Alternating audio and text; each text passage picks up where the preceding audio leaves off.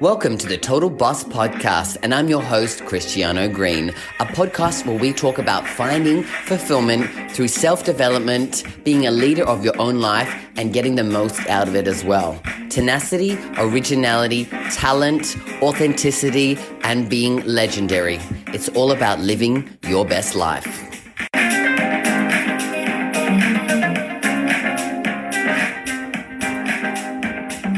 Hello, all you total bosses out there, and welcome to another episode of the Total Boss Podcast. I am your host, Christiano Green, and I'm a relationship coach for gay men, and I show gay men how to attract and create a healthy, passionate, and loving relationship in their life.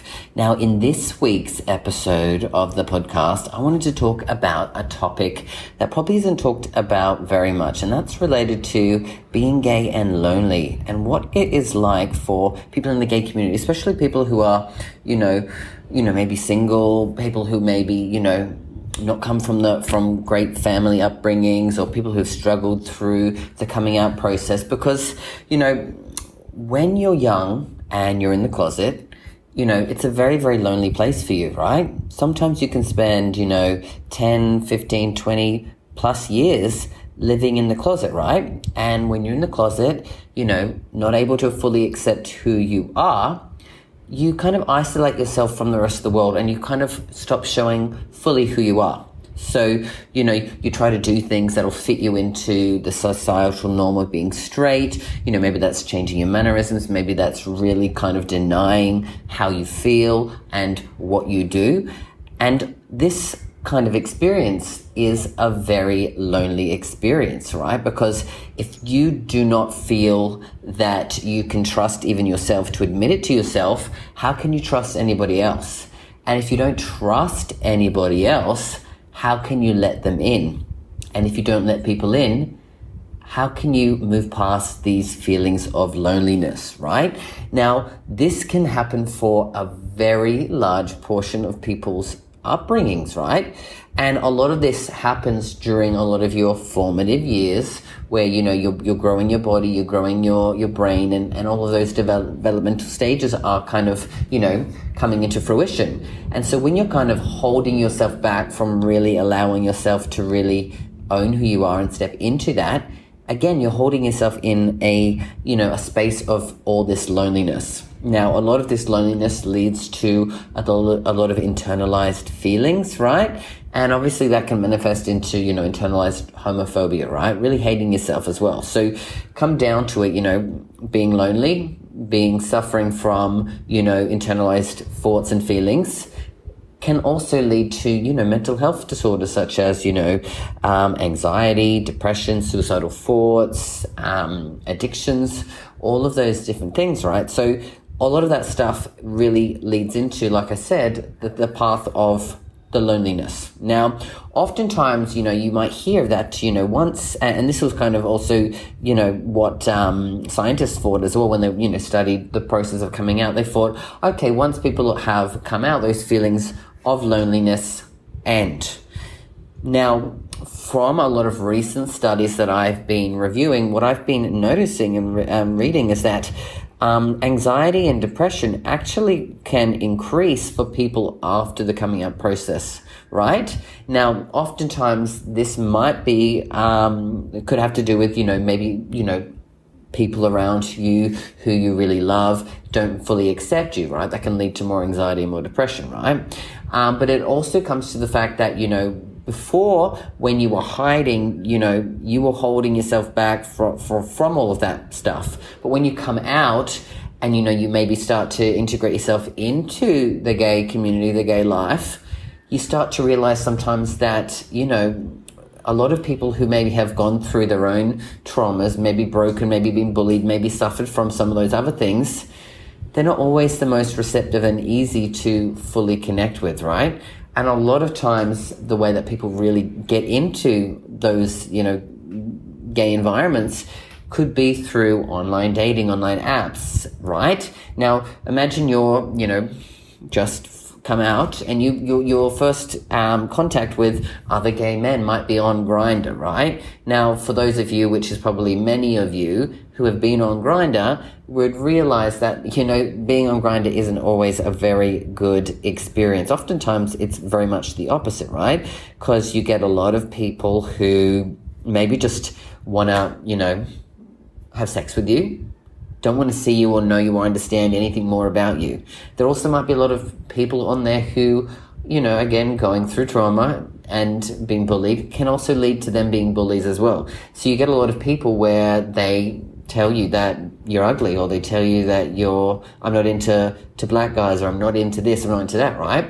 So depending on what you look like and how you feel and how you've been integrated, it can lead to even further feelings of loneliness, right? Now, of course, as well, growing up and having yourself isolated and lonely, just because you've come out doesn't mean that those feelings are going to shift and change as well. So a lot of the times, you still might have to suffer and deal with the traumas of what it was like for those, decade plus long years where you were living in the closet, right? Afraid, anxious, depressed, right? So a lot of that times it leads to, continual feelings of loneliness. And oftentimes, within the gay community, people who are lonely try to find connection and love in any type of way. And like I said, oftentimes they'll do that by going on to the online apps. And again, oftentimes, like I said, you're not going to oftentimes really find that love and connection and intimacy that you're really looking for. So that can lead to, like I said, continual, sex addictions. It can lead to alcohol and drug addictions because you get caught up in those worlds. It can lead to a whole range of different areas. So really, having to get to a place of, growing up and dealing with a lot of those things, loneliness is going to be at the core front of a lot of those issues as well. Now, I know for myself growing up, I isolated myself a lot. I didn't have any friends at all. Like I said, in school, I got severely bullied. And, outside of that, I kind of put myself into a hole that I didn't want to, go through that pain and the trauma anymore. So I stopped going out and seeing people. I would spend most of my time in my room. I wouldn't be around my family. The only thing I would do is go to work and come home. And I was dealing with anxiety. I was dealing with depression. I was dealing with suicidal thoughts as well. So, and that led into, when I did come out, getting caught up into alcohol and drugs in the party scene, right? And oftentimes when I'd go out and I'd be on those things, I would feel not lonely at all. But when I'd come home to my house, the loneliness was still there. I was using all of these things to truly mask that loneliness. And, I went on a many year decades of really trying to find myself and try to, heal myself and move past all of that. But it took a very, very long time to get to that place because there was still so much pain and trauma and also lacking of trust within other gay men. Like I said, you could go out to those types of places and, you might be just seen as a piece of meat and you don't really feel like people see you for who you are. So you don't really get to have any intimacy. It's just sex, right? People want to just, have sex with you. They don't want to get to know you. They don't want to take you out. They don't want to be part of your world or, like I said, get in a relationship with you. They just want to use you for what they need. And that is a common thing, a common experience that happens within the gay community. And so for someone like me, who wanted very much deeply to find someone, to be in a relationship, for someone to love them. And back then I wanted someone to love me because I couldn't love me. And if they loved me, maybe that would mean that I would love myself, that I was worthy, that I was, accepted, that I was confident, that I was all these different things.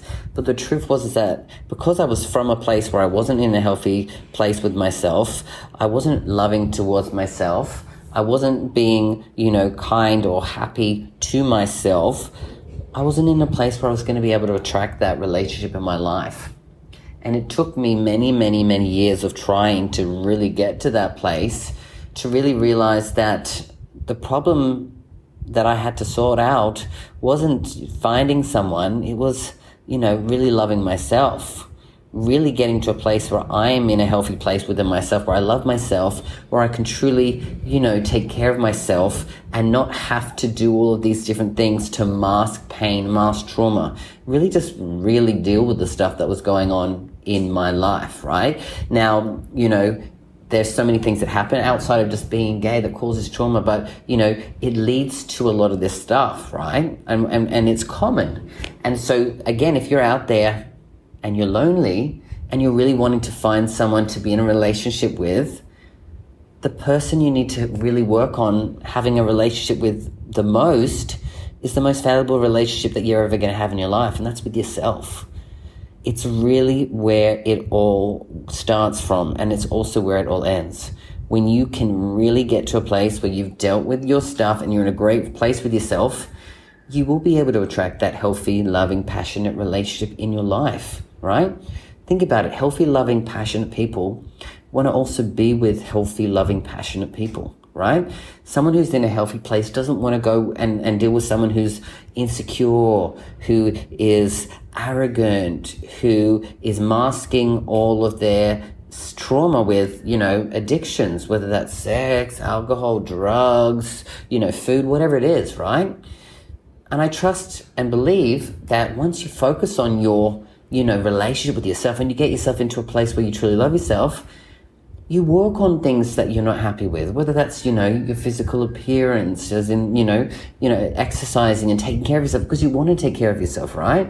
You want to be healthy mentally and physically and emotionally, right? So you do things that put you in a better opportunity where you can actually then, like I said, attract and create relationships that you really want to have in your life.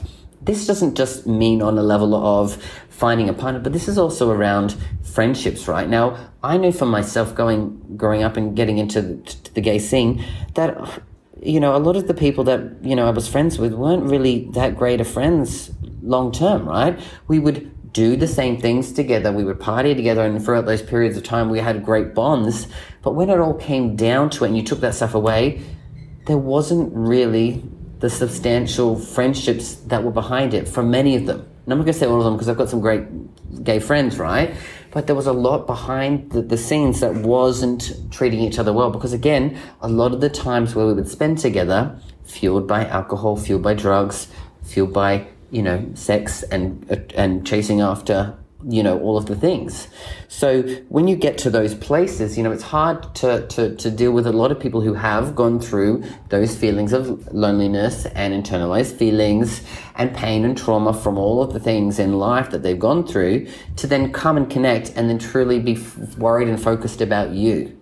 They're trying to mask their pain. They're trying to, evolve through that. So, relationships there can be tricky. So even in your friendship relationships with other gay men, and that's why the loneliness can be harder after you come out, because, before, when, you're not feeling, like you're accepted or fitted in by the majority, which is the straight community or the communities around you, that's hard to deal with. But when you come out and you also feel like you don't fit in, or you're not accepted, or you're not loved by your community, that's even harder, because you are part of that community. So the loneliness happens there as well. And it's really, truly about figuring out, how do I move on from my own pain and trauma so I can again attract and create other relationships with other gay men that are also healthy? Because there are plenty of healthy people out there that are from a community that have gone and done the work, right?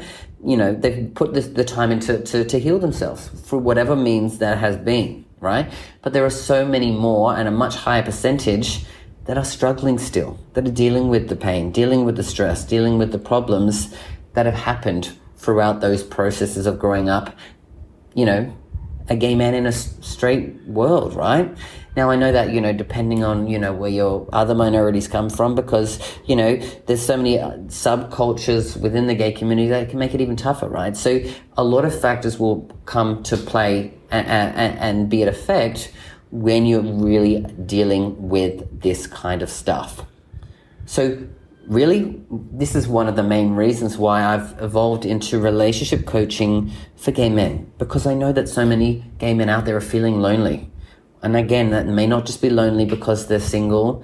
It may be lonely because they don't feel like they've got a community of people. They've got a great group of friendships. And again, in order to get you to a place where you find that love, where you can work on that, it's really truly about taking a commitment to say, I need to do something about this so I can find happiness in my life.